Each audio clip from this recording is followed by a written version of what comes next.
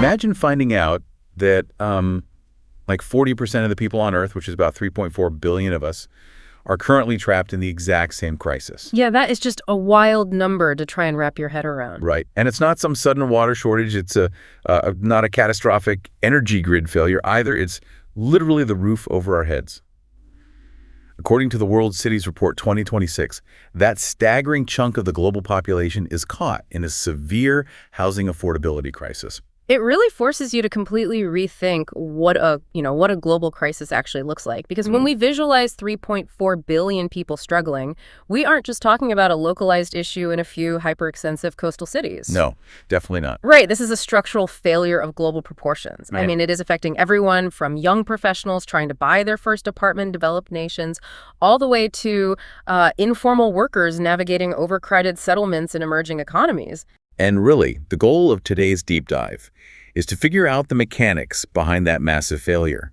We're going to unpack exactly why the rent is so damn high, where the surprising havens of affordability are, like hiding in plain sight, and how some countries are successfully fighting back against the trend. Which is the hopeful part, thankfully. Exactly. Yeah. We've got a fascinating stack of sources to work through today, including the Affordable Housing by Country 2026 data and that incredibly detailed Demographia International Housing Affordability Study. Okay, let's unpack this. Before we try to fix the problem, we really need to understand how these researchers are actually measuring unaffordable. Yeah, definitions matter here. Because what feels expensive to me might just be, normal in another city.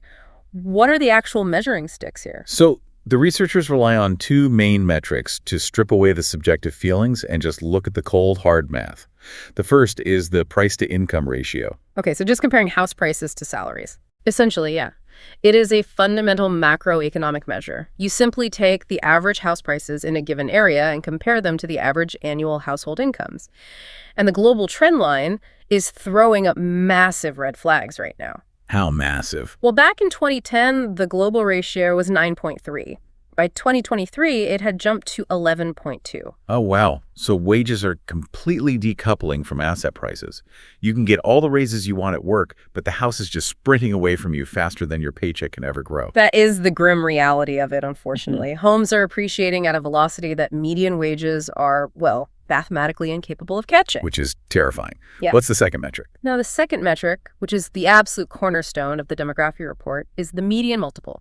It's similar, but it specifically takes the median house price and divides it by the median household income. Got it. And the demography researchers use a very rigid scale for this. A score of 3.0 and under is categorized as affordable. But if a housing market hits 9.0 and over, it enters this newly created extreme category called impossibly unaffordable. Let's put that median multiple into perspective for you listening. Think of the median multiple like a financial treadmill. Oh, I like that analogy. Right. So if your city has a multiple of 10, it means you'd have to run on that treadmill, handing over 100% of your median gross income for 10 straight years. No buying groceries, no paying taxes, no buying shoes to run on the treadmill, just to afford a median-priced house. And because you obviously do have to buy groceries and pay taxes, a multiple of 10 essentially means a standard 30-year mortgage will stretch a median-earning family to their absolute financial breaking point. Leaving almost zero margin for error. Exactly. And what's wild is that historically, just a few decades ago, really a multiple of 3.0 was the standard expectation across many advanced economies. Wow, really? 3.0 was normal? Yeah, it was. The fact that researchers have had to invent the term impossibly unaffordable for scores over 9.0 shows how severely the foundational landscape of wealth has shifted. So if an affordable median multiple is 3.0, the natural next question is is anyone on Earth actually hitting that target right now? Or is the whole world just running at a 10? Because looking at the extremes in this data is a pretty wild ride. It is a really stark contrast. The demography report looked at 96 major global markets. Out of those 96, absolutely zero were rated affordable, meaning 3.0 or under. Wait, zero. Not a single major market. Not a single one. That is deeply depressing. So let's look at the top of the impossibly unaffordable list then. Hong Kong takes the #1 spot with a median multiple of 14.1. And according to the data, it has been the least affordable market on Earth for 15 straight years. Which is just staggering longevity for that kind of crisis. Seriously. But right behind it, and this might shock some people who assume it's just a New York or London problem, is Sydney, Australia at 14.0. Then you've got San Jose in California at 11.3, Vancouver at 10.8, and Los Angeles at 10.7. What's fascinating here is that while those massive global hubs are practically locking out the middle class entirely, there are still pockets of sanity remaining. Oh, good. We need some good news. Right. The researchers classify them as moderately unaffordable, which is the best rating left on the board, and they are almost exclusively clustered in the U.S. Midwest and parts of Canada. Right, the surprising havens. Cleveland, Ohio leads the pack globally at 3.1. Pittsburgh is right behind at 3.2. I guess we all need to start buying winter coats and become massive diehard fans of Midwestern sports teams if we ever want to afford a backyard. Well, the migration trends certainly show people are starting to figure that out, but we also have to look at Edmonton, Alberta, coming in at 3.6. Oh, yeah, Edmonton. That is a massive data point because it is the best score for any market outside the United States in the entire 22-year history of the Demographia study. Wait, Edmonton is at 3.6, but we just established that Vancouver's at 10.8. They're in the exact same country. They share the same federal government, the same national economy, same central bank interest rates. Yeah. Vancouver is literally 3 times as expensive relative to local incomes as Edmonton. Which absolutely shatters a very common misconception. National averages are practically useless when it comes to analyzing housing. You really cannot look at the Canadian housing market or the Australian housing market as a monolith. Because it varies too much city by city. Exactly. Housing is a hyper-localized issue. It revolves around what economists call the commuting shed. The commuting shed, what is that? Yes.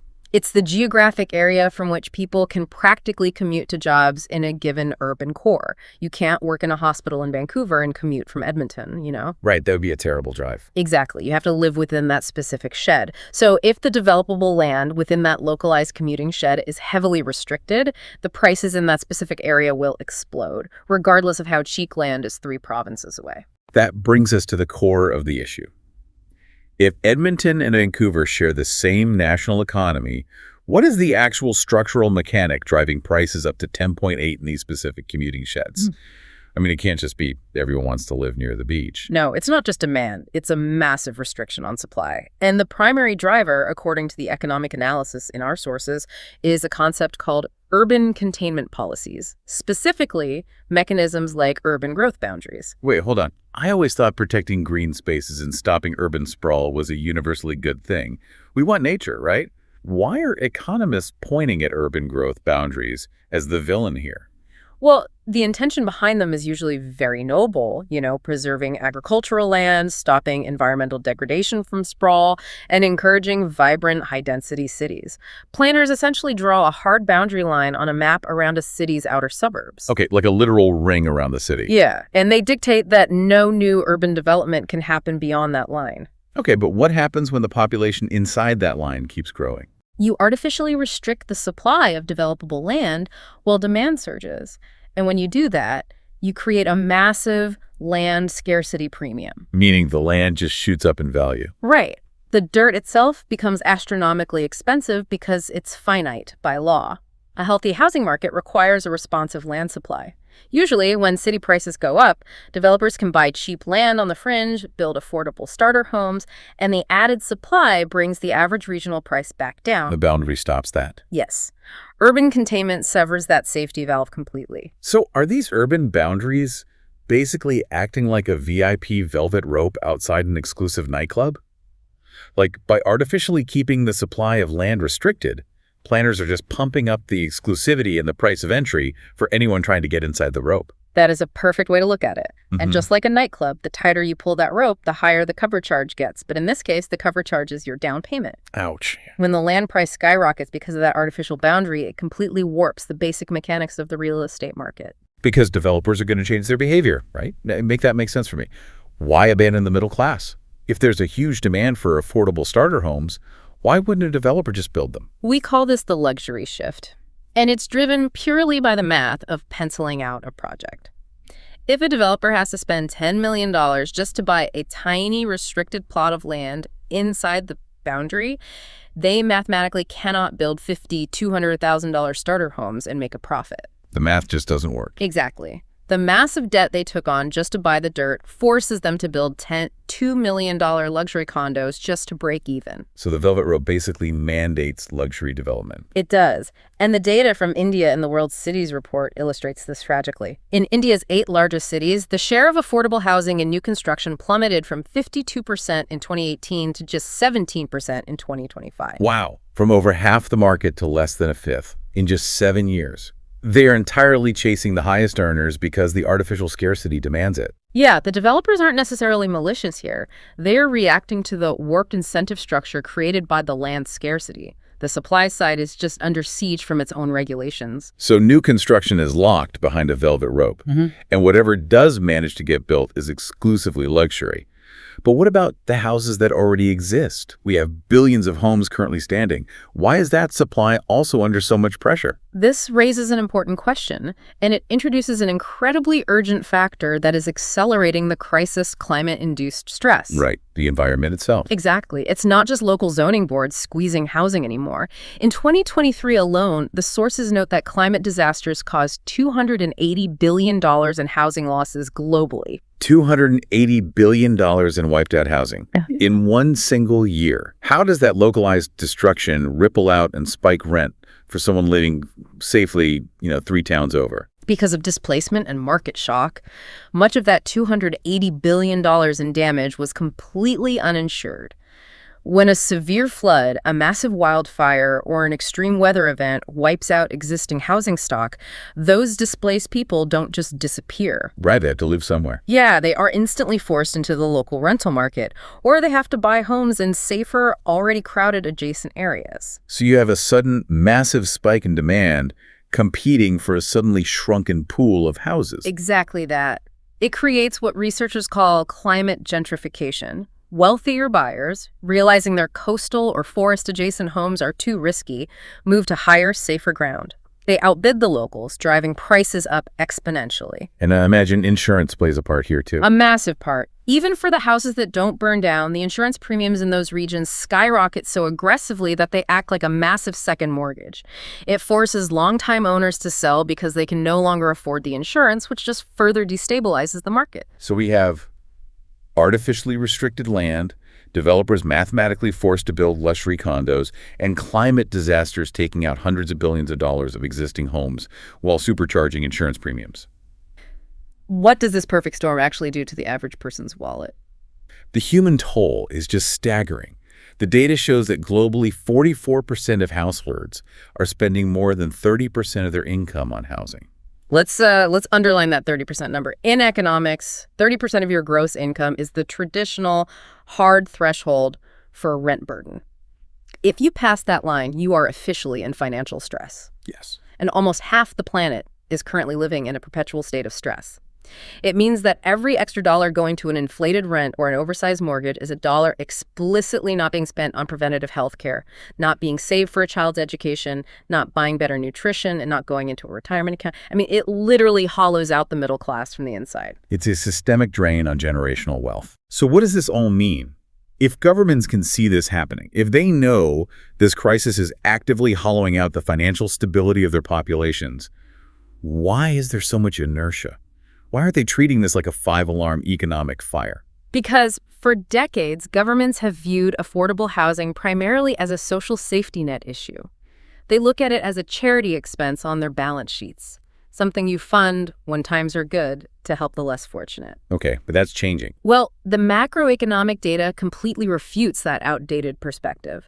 Fixing the housing crisis isn't just about social equity. It is quite literally one of the most powerful economic stimulus engines available to any government.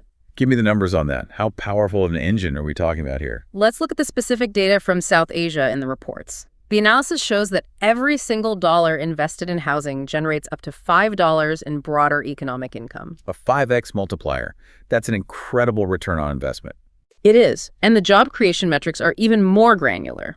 The World Cities Report highlights India's construction sector to prove this. Simply adding 100,000 rupees, which is roughly $1,200 in residential construction demand, generates 4.06 new jobs. Over 4 jobs just from a $1,200 injection. How does that math even work? Because residential construction has a massive sprawling supply chain. That 4.06 number includes a mix of formal employment, like architects, city planners, and structural engineers. Makes sense. But overwhelmingly, it supports a vast network of informal jobs. The masons laying the brick, the carpenters framing the walls, the drivers transporting the materials, the local vendors selling food to the job sites. Building affordable homes literally builds the broader economy from the ground up. Here's where it gets really interesting. If residential construction is a proven 5x multiplier for the broader economy, who is actually figuring out how to turn the key in the ignition right now? Because it's easy to look at a median multiple of 14 in Sydney and just feel completely hopeless. Yeah, it can feel bleak. But fortunately, the sources highlight some very clear real-world blueprints for success. We are seeing major breakthroughs using both top-down policy reforms and bottom-up community interventions. Let's start with the top-down approach. I want to talk about New Zealand. The Demography report calls out their new coalition government for a program literally called Going for Housing Growth. Right. Now, just a quick reminder for you listening, our goal here is to analyze the data in these sources impartially, not to endorse any specific political parties or their platforms. But looking strictly at the economics, the report focuses heavily on this New Zealand initiative. New Zealand is a fascinating case study. For years, major hubs like Auckland suffered under intense housing affordability crises, largely driven by those exact urban containment policies we discussed earlier. The velvet rope. Exactly. The velvet rope was pulled incredibly tight. But the recent policy shift is a radical pivot. They are actively unhooking the velvet rope. How are they doing that practically? Are they just, like, tearing up the zoning maps? Pretty close. They are deliberately mandating the expansion of greenfield development. Which is essentially taking untouched, undeveloped land on the edges of the city and opening it up for new homes, right? Correct. They are reversing the hardline urban growth boundaries and legally requiring local councils to ensure a plentiful, rolling supply of developable land at the urban fringe. They are prioritizing the economic reality of supply and demand over the aesthetic desire to contain city sprawl. So by flooding the market with developable land, the scarcity premium basically evaporates. Exactly. They aim to restore a competitive market where the cost of land drops significantly, which means the final price of the house can actually fall much closer to the sheer cost of the construction materials and labor, rather than the inflated cost of the boot it sits on. It's basically acknowledging that the price signals matter. If the price is too high, you have to allow the city to physically grow outward. That's the idea. But that works for places with room to expand. What if you can't just build outward? What if a city is already packed to the brim and dealing with incredible density and poverty already baked into the urban core? That brings me to the bottom-up solution. The sources highlight India's Ahmedabad slum networking project. If we connect this to the bigger picture, the Ahmedabad model is brilliant because it tackles a completely different facet of the housing crisis in formal settlements. Right. Historically, when rapidly growing cities wanted to fix their slums, they relied on a very brutal top-down approach. Mass relocation. They would bulldoze the neighborhood and move everyone into concrete blocks 20 miles outside the city center. Why is that bulldozer approach so bad economically? Aside from the obvious human trauma of losing your home, I mean. Because it completely destroys the microeconomies those people rely on. You move them 20 miles away from their jobs, their established social safety networks, their informal childcare arrangements. It becomes impossible for them to commute back to the urban core where the work is. So it just pushes them further into poverty. Exactly. It's devastating economically and socially. The Ahmedabad project flipped the script entirely. It proved that existing slums can be upgraded in situ, meaning right where they currently stand. Upgrading them how? I mean, how did Ahmedabad actually pay for the upgrades without displacing the people who live there? By using a highly innovative community cost-sharing model. Instead of the government taking on massive debt to build shiny new public housing towers, the funding was split 3 ways. Okay, who paid? The local residents themselves contributed a manageable share, the local government matched it, and private partners or NGOs covered the rest. Oh, wow. So they pooled their resources. What did they actually build with that money? They focused purely on the unsexy but utterly life-changing basic infrastructure. They brought in underground sanitation, storm drainage to prevent the monsoon flooding that destroys informal homes every year, paved access roads, and reliable, clean water supply lines directly into the existing settlement. So instead of a multi-million-dollar luxury high-rise that pushes everyone out, it's about pouring concrete for a proper drainage system so the neighborhood doesn't wash away, and running a water line so families aren't spending hours a day fetching water. Precisely. It massively improves the living conditions, the health outcomes, and the structural integrity of the neighborhood at a fraction of the cost of mass relocation. It formally integrates the informal settlement into the city's actual grid. That is incredible. It really is. Mhm. What the contrast between Ahmedabad and New Zealand shows us is that global solutions must be as diverse as the cities themselves. You need top-down zoning reform to free up land and lower prices for the middle class, and you need bottom-up, in-situ infrastructure investment to protect and elevate the most vulnerable populations without displacing them. Well, we have covered a massive amount of ground today. We started by understanding the terrifying math of the price-to-income ratio and median multiple treadmill that forces people to sprint just to stand still. A very fast treadmill. Yeah, too fast.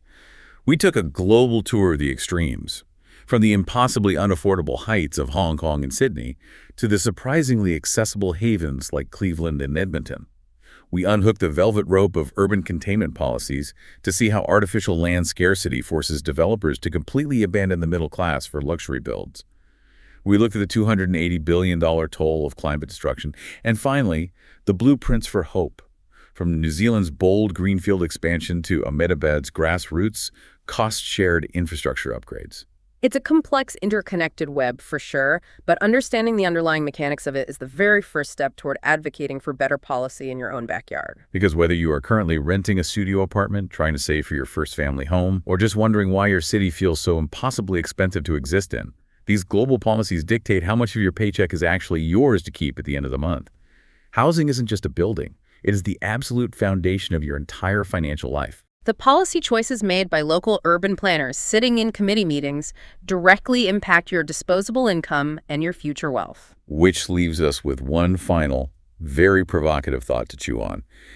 We talked about climate disasters wiping out $280 billion in housing in a single year, and how that displaces populations and spikes insurance.